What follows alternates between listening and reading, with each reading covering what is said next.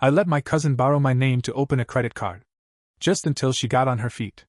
2 years later, my loan was denied and I found out I owed $36,000. When I called her, she said, "I thought you knew. I never planned to pay it." Then she blocked me. I sat in my car for 2 hours. Then I called someone I swore I'd never speak to again, and when they answered, I said, "I'm 34, living in Austin, Texas. I work in auto detailing, been at it since I was 20. Not a glamorous job, but I'm damn good at it. I've always had dreams of opening my own shop. Nothing big. Just something with my name on the front and enough space to bring in a couple of guys I trust. I've been saving for years. I don't go on trips, I drive a used car, and I don't waste money on stupid stuff. That's why this hurts so much." 2 years ago, my cousin Mallory showed up at my apartment with her 3-year-old kid on her hip and a duffel bag slung over her shoulder. She looked like she hadn't slept in days. Her boyfriend had kicked her out, again. She said she finally had a real job offer, full-time, with benefits. But she couldn't pass the background credit check because of old debt from that same loser ex. I was raised to take care of family. My dad used to say, "Family first, even when it's hard." I took that seriously. Mallory asked if she could open a credit card in my name, just for a little while. She promised to pay it off herself. Said it was just to help her get approved for the apartment she was trying to get into, and maybe a few groceries. She was crying. The kid was whining. She said, "You're the only person I trust." I said okay. I figured I'd keep an eye on the charges. She even gave me her login info. I told her the second I saw anything weird I'd shut it down. But life got messy. My mom got diagnosed with a tumor. I had to drive to San Antonio twice a week to help her with appointments. I wasn't checking anything. Just trusting Mallory's occasional text saying, "I made a payment today." Or, "Things are tight but I'll catch up." Over the next year, I barely thought about it. I was focused on work, family, and scraping together enough for my business loan. Then came March of this year. I applied for a loan with my local credit union. The guy I talked to, his name was Reed, said everything looked great and that I should be good to go within a few days. I was hyped. I'd already started planning the layout of the shop in my head. 3 days later, I get an email saying I was denied. I thought it had to be a mistake. I called Reed. He sounded awkward, like he didn't want to say what he was about to say. "There's a credit card on your report," he told me. "It's maxed out, 180 days past due, and it's gone to collections. Balance is over $36,000. I said, "That can't be right." He read off the last 4 digits of the card. My heart stopped. It was the one I opened for Mallory. I left work early and sat in my car outside the bank for 2 hours, just trying to process it. That was my credit. My reputation. My business plan. Gone. Just gone. I felt like I was drowning. I finally called her. She answered like nothing was wrong. "Hey, Luke! What's up?" I said calmly. "Hey. I just got denied for a loan. They said I have a credit card in collections. You know anything about that?" Silence. Then she laughed. Laughed. Then said, "Oh. I thought you knew." My stomach dropped. She continued, "I never planned to pay it. You make more money than me anyway." I sat there frozen. I didn't yell. I didn't swear. I just sat there and listened. Then she hung up. And blocked me. No apology. No explanation. Just gone. And that's when something in me changed. It wasn't even just the money. It was the way she laughed. Like I was some idiot who deserved it. Like my life was just a stepping stone for her to walk over. I sat in that car shaking. I was ready to explode. I wanted to drive to her place and scream in her face. But what good would that do? She had nothing. No job. No assets. Suing her would be a joke. But then I remembered something. A name I swore I'd never say again. Cody Barnes. My ex-best friend. We were inseparable in high school. Did everything together. I even asked him to be my best man. But 4 years ago, I caught him and my fiancée in my apartment, half-dressed. That was it. I kicked him out of my life. Haven't spoken since. But Cody wasn't just a scumbag. He was smart. Dangerous smart. He used to work in collections. High-end stuff. He knew how to track people, how to freeze accounts, how to dig into court records. He was always bragging about the people he broke with just a few phone calls. I'd blocked him years ago. But I unblocked him that day. And I called. He picked up. At first, he didn't say anything. Just breathed into the phone. Then, who the hell is this? I swallowed my pride. It's Luke. Pause. Then, took you long enough. I told him what happened. He didn't even ask why I was calling him. He just said, text me everything. Her full name. Address. Socials if you got them. Give me 48 hours. Then he hung up.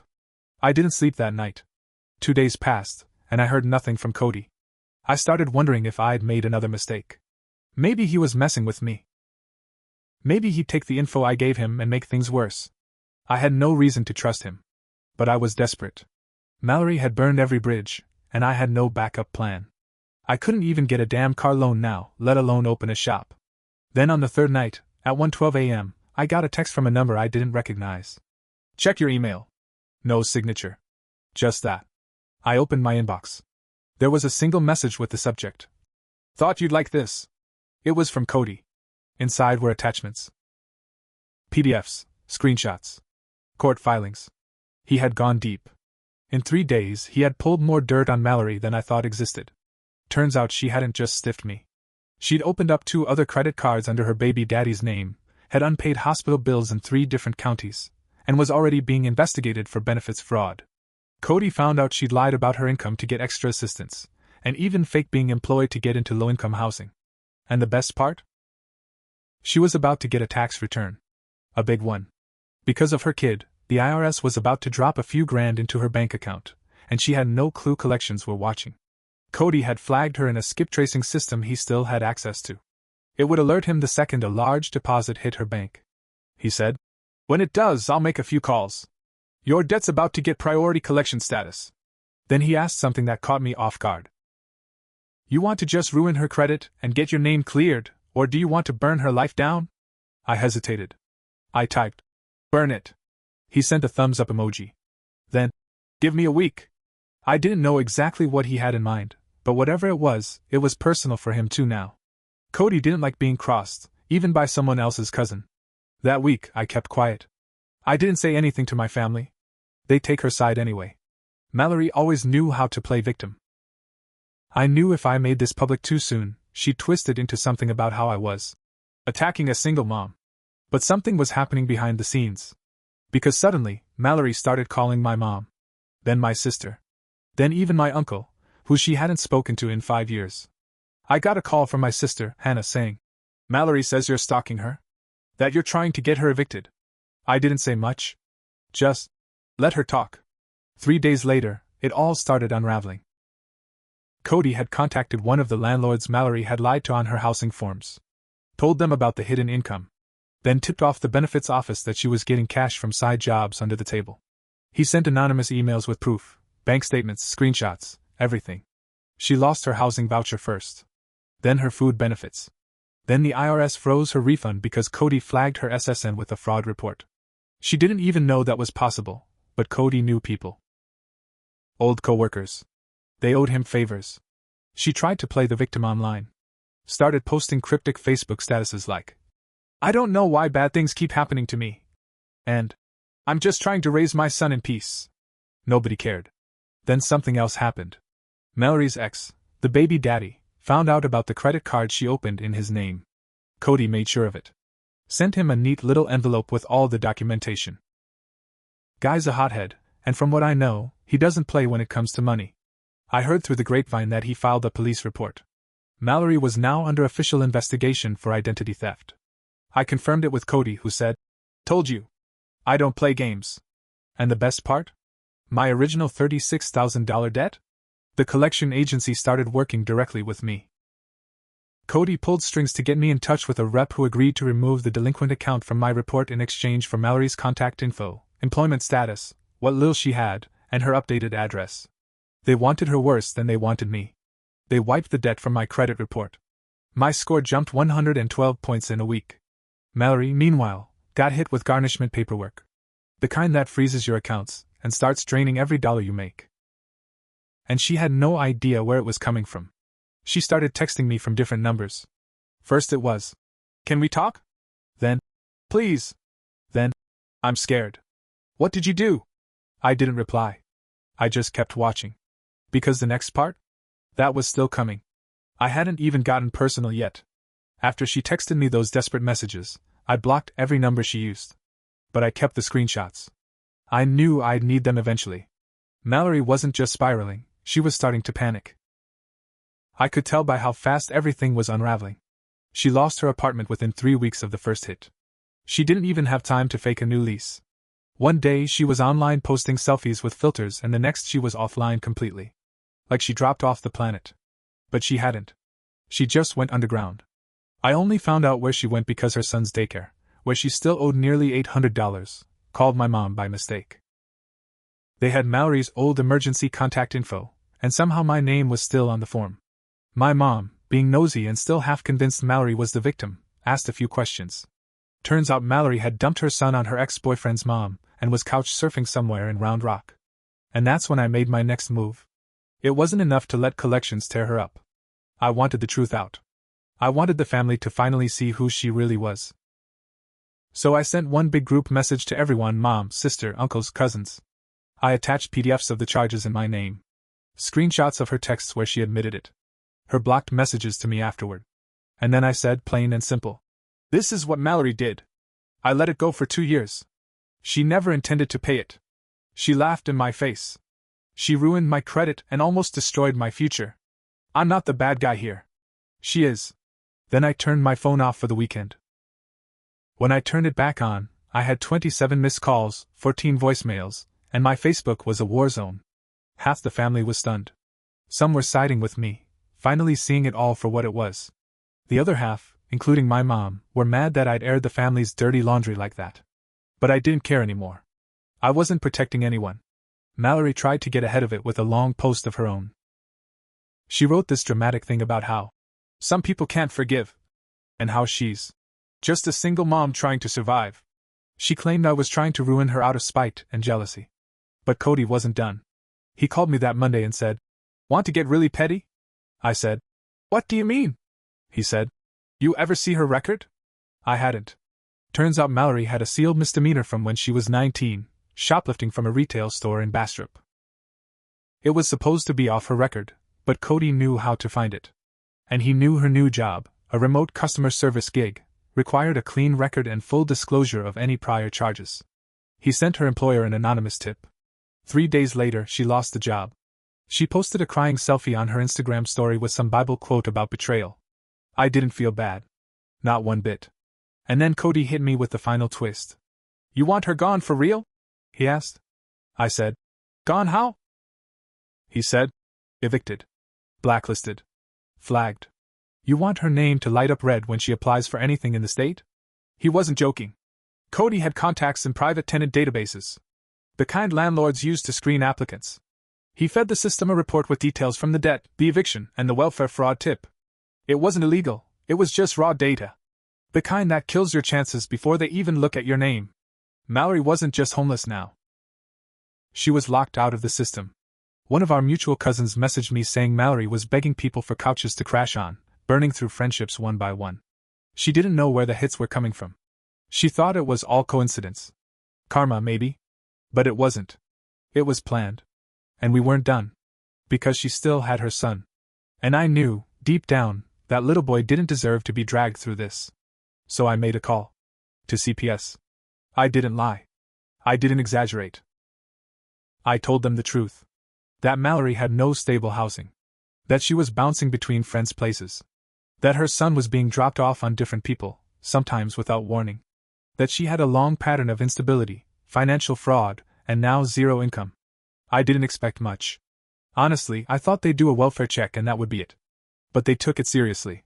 Because a week later, her son's dad filed for emergency custody. And he got it. Now Mallory's completely alone. No job. No home. No kid.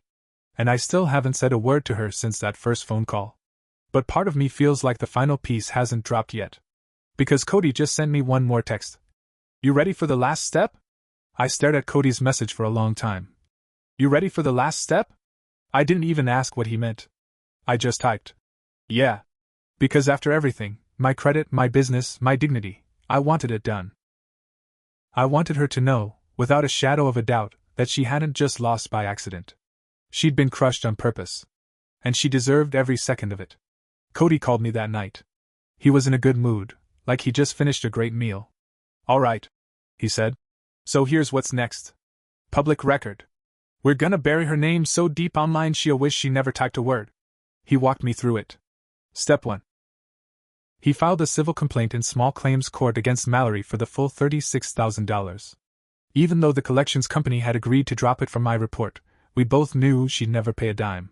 That wasn't the point. The point was the paper trail. The lawsuit became public record, and it included every last detail: my name, her address history, the card, the collections, her own text admitting it. Step 2. He submitted a police report for identity theft with all that evidence. He had me sign it, attach screenshots, and send it to the county clerk. Even if the cops didn't press charges, the record would stay there. When employers or landlords Googled her, that's what would show up. That she was reported by a family member for fraud. And then Cody made a fake blog. He posted a long, anonymous story about a woman in Texas who scammed her cousin out of $36,000, committed welfare fraud, and lost her kid because of it. He left out our names, but included Mallory as a first name and enough unique facts that anyone who knew her would connect the dots. The post went viral in our town's Facebook moms group. That's when the calls started. One by one, people started cutting her off. Friends, former coworkers, even her own sister messaged me saying, "I'm sorry. I didn't know it was this deep." Mallory went silent for weeks. Then, out of nowhere, she texted me from a new number. "You win. I hope you're happy." I didn't reply. I didn't even smile. I just felt finished. That weekend, I took my mom out to breakfast. She finally admitted she'd been wrong. She cried a little, said she thought Mallory would change, that she just needed help. I didn't rub it in. I just told her, sometimes helping someone lets them destroy you. By July, I got the loan approved from my shop. Credit was clean. The place opened 2 months later, small but mine. First customer was a guy who pulled up in a busted Camry and asked if I could get rid of old smoke smell. I gave him a discount. He tipped me $20. And Cody? He came by the shop one day. Said he wanted to see what he helped protect. We didn't talk about the past. We didn't talk about my ex-fiancée or what he did. I still didn't trust him. But I shook his hand. Just once. Said, "Thanks." He nodded. Then said, "You ever need me again, you know how to find me." That was the last time we talked. As for Mallory, she got picked up on a bench warrant 6 weeks ago. Missed a court date tied to one of her other fraud cases. Her ex is trying to get her parental rights stripped. And her GoFundMe for starting over raised $40 before it was taken down for violating the site's terms. They say revenge doesn't fix anything. I disagree. It fixed everything. Because now, when people hear Mallory's name, they don't see a struggling single mom. They see the truth. And me? I see peace. Real, solid, earned peace. No more handouts. No more family guilt. Just clean cars, steady hands, and a name that's mine again.